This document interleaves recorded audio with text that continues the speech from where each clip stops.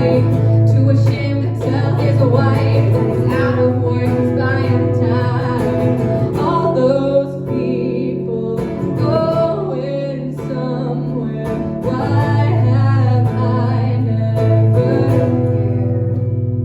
Give me your eyes for just 1 second, give me your eyes so I can see everything that I keep missing. Give me your love for humanity, give me your arms for the broken-hearted, that are far beyond my reach.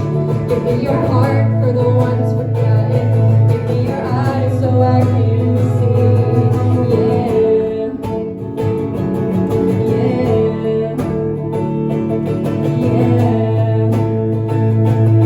Yeah, I've been there a million times, a couple of million lives, just moving past me by. I swear I never thought that I was wrong, but I want a second glance, so give me a second chance to see the way you see the people all along. Give me your eyes for just 1 second, give me your eyes so I can see everything that I keep missing. Give me your love for humanity, give me your arms for the broken-hearted, the ones that are far beyond my reach. Give me your heart for the ones forgotten, give me your eyes so I can see.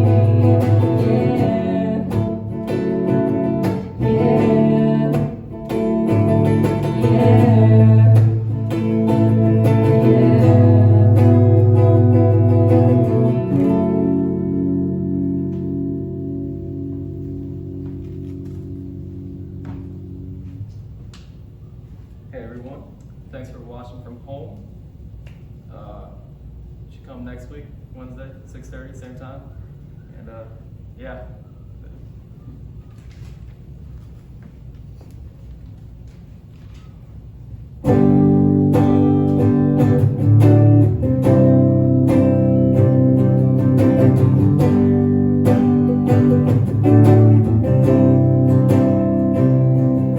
When darkness tries to roll over my bones,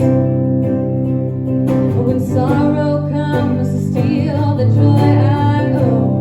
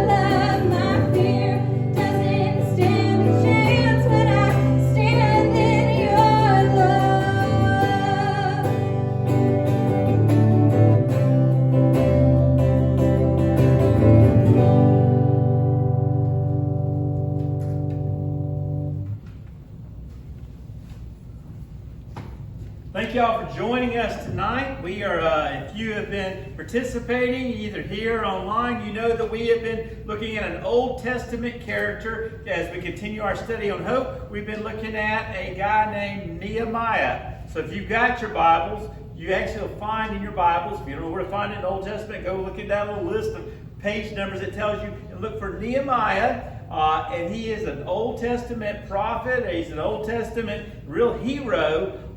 He went and did something great for the Israelite people when they were in exile. And we're going to look at how he follows in that line of being a man of hope, giving us hope. We've been talking about it for several weeks there, studying his book. The book, obviously named after him, is a whole book of hope. His motivation really came out of this relationship he had with God. And he talked with God on a regular basis, and we know what it means when you talk with God. He was actually praying on a regular basis. And so we see this whole book is really kind of a prayer book. It's got at least 3 prayers in it. And we've been talking about the first prayer for the last couple of weeks. And we talked about, this prayer that he had came out of the fact that he was genuinely concerned about something.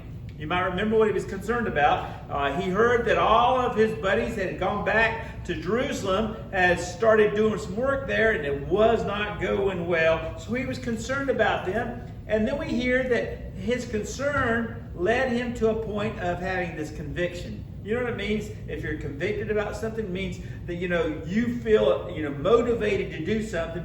So he was concerned, and he prayed about it. He was convicted, and he needed to do something about it. And tonight we're going to kind of finish up with that first prayer by looking at 2 other steps he took in his prayer life.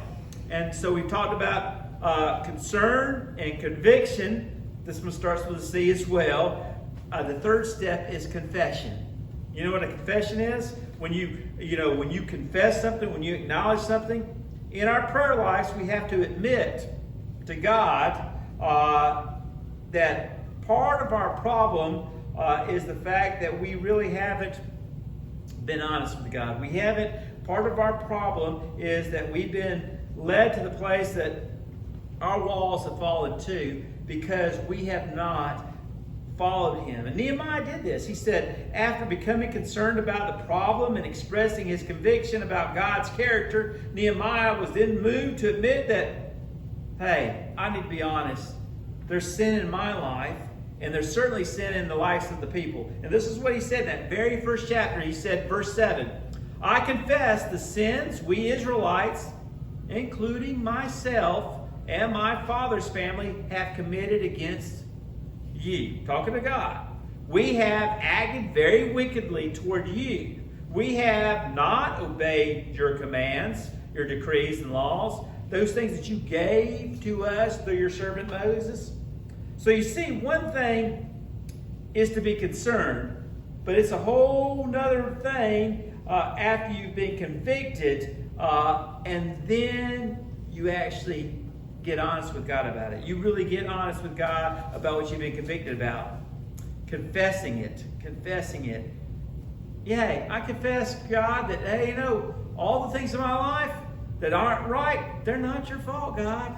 You ever get like that? You're so upset with life and you just want to blame it on God. You created me like this. It's your fault. You know who I am. You made me like this. Sometimes we blame it all on God instead of realizing it isn't God's fault. Some of the things that happen to us, some of the things we deal with, it's not God's fault. It could be our fault. Or it could just be circumstances. We might feel bad about things that we've done that are wrong, and we might be concerned about how things are really going in our life. But he says you need to get humble, and we need to ask ourselves or admit to God, hey God, I know it's not your fault. The reason I'm praying to you is because I know it's not your fault. Sometimes our prayer life is not very powerful. We pray prayers and think, God's never answered my prayers, I'm wasting my time. It might be our prayers are ineffective because our sin is the reason for our problems sometimes. Sometimes what we're dealing with is we've done something we need to get right, and we're not willing to get it right, but we want God to fix it all. Sometimes we have to admit, hey, it's my fault. And I acknowledge it's my fault, God. And I'm asking for your help, not because it's your fault, but because it's my fault. We have reasons that the walls came down instead of being built like you wanted them built. Confess is an essential part of our prayer life for rebuilding the walls that we're trying to rebuild our prayer life. It's essential for us to do that. Part of healing has to be when we get together with God to make a difference, to rebuild some things. You know, part of the healing of the racial division in our nation is going to be when Christians get ready to admit that the racism has existed, not just in my lifetime, but in the generations before me, and then admit, hey, I know it still exists today. That kind of confession breaks down some walls. And it gets rid of this defensiveness that we have. Oh, I didn't do that. And it starts helping healing begin. In fact, everybody on all sides needs to do that. We must be leaders like Nehemiah, who humbled himself before God and before others. We must confess, hey, I've got a part in the problem. And this must always happen before walls can actually be rebuilt. I wanted to tell you about a story I read about an attorney named A.M. Marty Strout III. He was an attorney from Shreveport, Louisiana, and who was the lead prosecutor in the December 1984 first-degree murder trial of Glenn Ford. Ford was sentenced to death for the death of a Shreveport jeweler in that town. Ford was later released from the prison on March the 11th, 2014, after the state admitted new evidence proving that Ford was not the killer originally. A year after that happened, in March of 2015, Stroud wrote a brutally honest apology, and he had it published in the Shreveport Times. And now listen to some of the things he said. Back in 1984, I was 33. This is the lawyer guy writing this. Back in 1984, I was a 33-year-old, arrogant, judgmental, narcissistic, and very full of myself attorney. I was not interested in justice as much as I was in winning.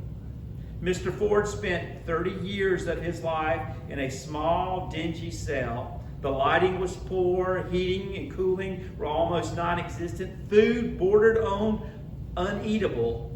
And after the death verdict was handed down, I went out with others and I celebrated with a few rounds of drinks. Now I realize how sick that was.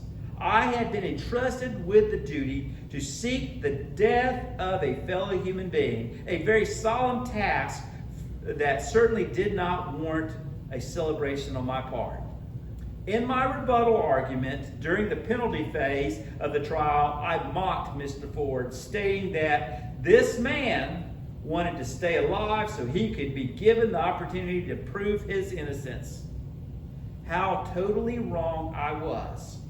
I apologize to Glenn Ford for all the misery I have caused him, and I apologize for the misery I caused his family. I apologize to the victim's family for giving them this false hope of some kind of closure. I apologize to the members of the jury for not having all the story that should have been disclosed to them. And I apologize to the court in not having been more diligent in my duty. Stroud realized, his errors, his wrongs. And when he did, he came out with his confession. Hey, it's my fault. I know I have something to do with it. Exactly what Nehemiah did in his prayer. Now, Nehemiah was living in a foreign land. And the wall around the city of Jerusalem was not getting rebuilt, and they had all kinds of trouble. But he acknowledges, I have a part in that. What's his part? He says, I have sinned and my family sinned. We haven't been the kind of followers you commanded us to be, so we have a part in that. I acknowledge my part, and I confess, and I understand that it's an essential part of healing, and it's an essential part of rebuilding. So we've talked about 3 C's up to this point. Let me give you one last one. The last one, the final step in his prayer that we read, is this word commitment. Look at verse 11. Nehemiah pledges to go to Artaxerxes, who's the king, way away in that foreign land he's at, and he pledges to go to ask help. And this is his prayer. This is what he prays to the Lord. Lord, let your ear be attentive to the prayer of this your servant, and to the prayer of your servants who delight in revering your name. Give your servant success today by granting him favor in the presence of this man. Nehemiah wasn't just going to pray. He was committed to getting out off of his knees after he prayed and actually doing something about what he prayed about. You know, my grandmother used to call that putting feet to your prayers. Putting feet to your prayers. Don't just say it. Say it to God, but then realize that you've got a part in being part of God's solution here. So Nehemiah wasn't just going to pray, and he wasn't going to just confess and admit his problem. He was actually going to make a commitment that I'm going to do something about it. I've heard it said that prayer is not getting man's will done in heaven, but getting God's will done down here on earth. Now think about that. Man's will is not just getting God to be our errand boy, but it's getting us to be God's servant, doing what he wants us to do, making a difference in the world. Because you know, most men, they can have great plans for this world, great plans for your country, great plans for your community. How many great plans that man's made really end up in a mess? Most of them, right? God's plan for his creation is going to be good. So we don't just need God to say, oh, I like your plans, let me endorse them. We need to find out what God's plan is and then put feet to it by doing something about it. God, I'm submitting myself to you. I'm asking you, according to your will, to come and use me and let me help you do what I need to do. That's exactly what Nehemiah did. He didn't pray for God to send somebody else to go do this. He simply said, God, I'm here. You know I'm not very good at some things, but whatever you see in me, I'm asking you to use me. Let me make a difference. He knew he would have to approach the king, and when he got to the king, he was going to say, King, I know I'm your cupbearer. I know I'm close to you. I know all these things you depend on me, but can I have a 3-year leave of absence to go help them in Israel? He knew he was going to have to ask him that.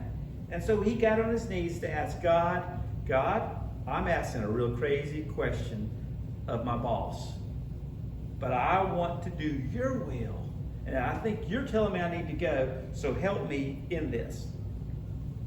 Now, I want you to pardon me giving you a little Hebrew lesson, but I want you to look at the word he prays for. He prays for a word we translate as success. If we take the actual word and we translate it from Hebrew, bit by bit to what it's trying to say in English, it's probably more than just success. He's asking this: I want to break out and I want to push forward.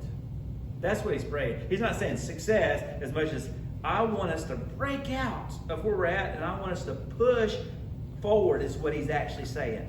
So Nehemiah wanted to see God break out on his behalf. When he went to the king and asked him, he wanted God to just break it out in such a way that it just pushed forward that king. The king would see that request in that way. He was claiming another promise God had already given. You remember I told you the Old Testament is full of promises of God. Proverbs 22:1 says this: the king's heart is in the hand of God. The king's heart is in the hand of God. It's God who's going to actually direct it like a water course wherever he wishes and pleases. Someone has said that the key word in this book that we're reading here, in this book of Nehemiah, the key word is a short little word. A little word that we might just say and read past. Now, think about it. 2 letters. The key word is the word so. S-O. See, over and over, again and again, Nehemiah kind of assesses the situation he sees. He's moved to have this concern in his heart, and then it says, so. God's got his attention. He's moved his heart. And then he responds. He says, so he's compelled to go and do something about it. The true measure of our concern is whether or not we are willing to make a commitment to actually get involved. So I reckon what I'd ask you tonight is, what is your so? What is your so? If God has convicted you of something, if God's moved your heart about something, if God has made you have concern about it, that's all good and well. But have you got to the point that you went, so because of that, God, I'm going to do this? See, just because we have emotions about something that you see happening, just because we feel drawn about something, just because we may even post it on our Facebook or our Instagram or somewhere, just because we put it out there, does that really make a difference? No, the so is, if I'm moved, so what am I really going to do? Not just get it in, not just post it out there to say, this is what I believe, but what are you going to do? What's the so for you? What has God laid on your heart that you should be concerned about, and what's the so?